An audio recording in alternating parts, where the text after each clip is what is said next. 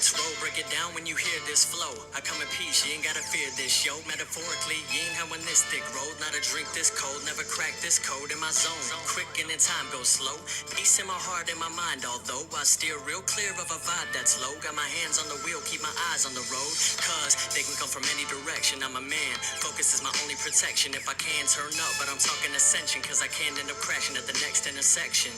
On another plane, and this ain't a game. Ace combat and hit the afterburners with this rap thing. I've been having big dreams, it's the homie QC. Hope the homie succeeds. Game time and I've been sick of sitting in the nosebleeds. Dotting them I's, crossing those T's. Walking that line, tightrope a few strings. Lace up these J's, I'ma give them what they need. It ain't really about the Nikes on my feet. Nikes or not, shit, my cipher's complete. Cause I step harder than the concrete beneath my feet. So lace up tight, I'm about to speak my piece. I get sick of talking all the time. The same old this and that. I see that bullshit on the rise. I'm looking over it. I don't hear no truth to all the lies. Them words are counterfeit. I speak my peace until I die. And they won't stop the kid. I get sick of talking all the time. The same old this and that. I see that bullshit on the rise. I'm looking over it. I'm gonna speak my peace, keep my peace, but look ahead and keep an eye on me. Not an ounce of hate, but that talk deceives. Old song and dance, got it on repeat. I'm the worst one at it, but I've been working at it. Lately I've been trying to tune in and lose the static. Procrastinated to proactivated in my own. What's up, guys? What's up, Dragon? What's up, Blue? Thanks for the like, man. What's going on, guys? Back at you with another video this week previewing Week 5 and the Patriots and the Washington Redskins game upcoming. Gonna go over some stuff. We've had a busy week as Patriot fans, haven't we? Between the Gostkowski news and then signing a new kicker, signing Mike Nugent, it's we've had us a busy week for Patriot news coming out, but we're just gonna kind of dive right into this, guys. This is just my thoughts and my thoughts on a couple of key topics that I think are going to be important to us to watch as Pats fans, and just kind of a preview for the game and what I think about this our next upcoming opponent, the Washington Redskins, who are 0-5 and they got a lot of issues, man. I mean, let's be honest. Let's try not to split hairs and just kind of tell it how it is. It is not good down there in the nation's capital when it comes to football.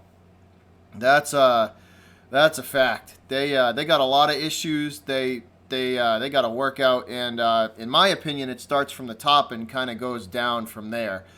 But that's a whole different topic. We could talk about that for an hour on another stream.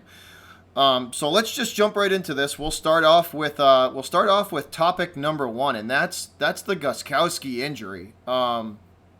This injury, from what I've read, it's a bad hip, and he's having surgery to take care of it. And the reports are that he will be good to go.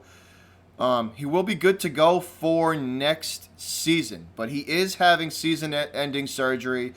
They placed him on the IR, as you all know, and if you don't know, they placed him on the IR, and he's going to have season-ending surgery. And a couple days ago, their search for a new kicker started. They brought in what was said to be about a half dozen kickers, and they narrowed it down to 2. I believe it was Thursday. Wednesday. Excuse me, Wednesday. They narrowed it down to 2. And that was Kai Forbath and Mike Nugent. And they they ended up signing Nugent to start, and then yesterday I believe they signed another kicker to the practice squad as well. That's and from the reports that I've read and from the Patriots beat writers, they're saying that he started this injury is not like a new thing. This is not a new injury. This is not something that just kind of popped up out of the blue.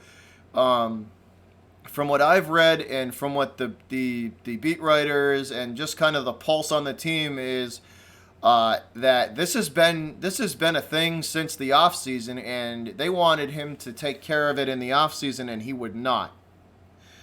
This is just what the beat writers are saying. So if that's the truth, then then they've known about this for a while. This has been a thing for a while, and so basically through these 4 weeks, he's basically tried to gut it out, and he and them finally realized last game, after missing four extra points, they finally kind of came to the conclusion that he's not going to be able to quote unquote gut it out and just deal with it. It's a big blow, man. That guy Gostkowski was I know, Dragon. Thanks for the support. It's a big blow, man. That's all I can say is it's a blow to the kicking game. That guy was as close to automatic as you could come. So it's not the first time we've had somebody step in for him though and perform adequately. I believe it was 2010 he was hurt, and we had to sign, I think it was Shane Graham that was doing the kicking for, if memory serves me correctly, it was Graham doing the kicking for the Patriots. So it wouldn't be the first year we've had to excuse me, guys, put my phone on silent, sorry about that.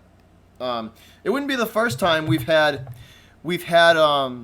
to rely on a kicker to kind of take Gostkowski's place, but Nugent he'll be a good fill, and I think we'll be okay with him. It's definitely the place where Gostkowski excelled was the long kicky game from 40 to. Sorry guys, disconnected there for a second. 40 to 50 plus is where Gostkowski really excelled. Those long well, we're definitely gonna miss Gostkowski for sure. But like I said, Nugent is a suitable replacement. I think he'll be fine. The next. So let's moving down the line here. We'll stick with the Patriots. I want to see the Pats make the Redskins one-dimensional. That's how I would, if I was the Patriots. That's how I would attack the Redskins. Is I would make them one-dimensional, as one-dimensional as I could. I would especially now that Case Keenum is out, and all from what I'm hearing here, and Haskins is not going to play because that's you. I mean, as a head coach, I mean, I don't that would be stupid throwing Haskins in against the Patriots defense the way that the Patriots defense is playing right now. That would be not a good thing for Dwayne Haskins' confidence. You as a head coach do not want to. Russ, nobody can really fill his shoes, but Mike Nugent is he's a suitable replacement. Mike Nugent's who they signed, so that he's a suitable replacement, but nobody can really fill his shoes, especially when it comes to the longer kicking game. But that's how I would attack the Redskins. That's how I would attack the Redskins if I was the Patriots. I would make them as one-dimensional as I could, and since you cannot as a head coach throw Dwayne Haskins out there against the Patriots defense playing as good as they are. Like I said, like I just said, that would absolutely crush that young kid's confidence. That would crush that young kid's confidence. And knowing what we know now, that Colt McCoy is going to start this game. To be honest, I can't remember the last time. What's good, Nick Howard? What's good, man? Just doing a little Patriots talk, Week 5. Just kind of recap the kicking situation, Nick. We signed Mike Nugent to replace Steven Gostkowski. It's an adequate replacement for him, but where we're gonna miss Gostkowski is in the long kicking game.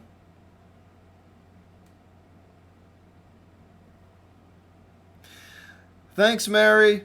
Much appreciated. But yeah, so they're definitely gonna miss Gostkowski in the longer kicking game, and so back to like how I would attack the Skins.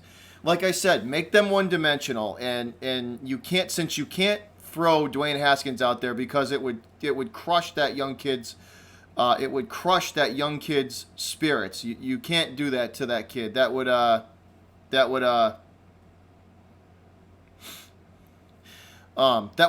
Yeah, he's like I said, Nick. He's an adequate replacement. So you can't throw Dwayne Haskins out there. You can't do it, man. It would crush his confidence, especially with the way the Patriots defense is playing. You can't do that. And now that we know that at least everything coming out of Redskins camp says that Colt McCoy is going to be the starter. To be honest, I can't remember the last time Colt McCoy threw an NFL pass. I think he started with the Browns. I mean, Nick Howard, you're the Browns expert. Did he start with the Brownies? But, I mean, I don't remember the last time he threw an NFL pass. And you're going to throw him out there against the Patriots defense? This game is just going to be, it's going to be a long day at the office for the Redskins. I mean a long day at the office. It's not going to be pretty. If I was a Redskin fan, I would just not have a lot of confidence at all. So I would make them one-dimensional. And if I had to pick which one to take away the, if I had to choose either pass or run, I would take away the Redskins' run defense. I mean the Redskins' running offense. If I was the Patriots, I would stop the Redskins on the run and make them beat the Patriots in the air, because knowing that Colt McCoy hasn't started a game in God knows how long, and the Patriots secondary playing as good as they are, I think they're going to absolutely feast on Colt McCoy. So if I was Billy Boy, I would stop the run and make that quarterback beat you in the air, because if you make him do that, if you stop Chris Thompson and Adrian Peterson and you're gonna make Colt McCoy beat you through the air. I mean, we all see how we all see the crap bag of a coach that Gruden is, that Gruden is, and from all intents and purposes, he basically has no game plan. None. He has no game plan going into this. I think Gruden knows he's absolutely hosed and screwed in this game. But I would take away the run. I would take away Thompson, and I would take away Adrian Peterson. And judging from how the last couple weeks has gone, we probably won't even have to worry about Peterson because he doesn't even use them. So, but I would make I would make Colt McCoy beat us through the air. And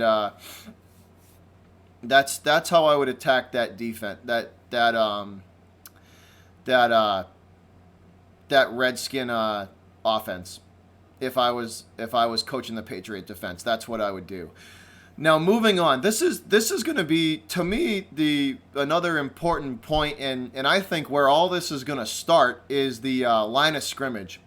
Some interesting matchups are going to be how the Redskins defensive line is not. It's actually serviceable.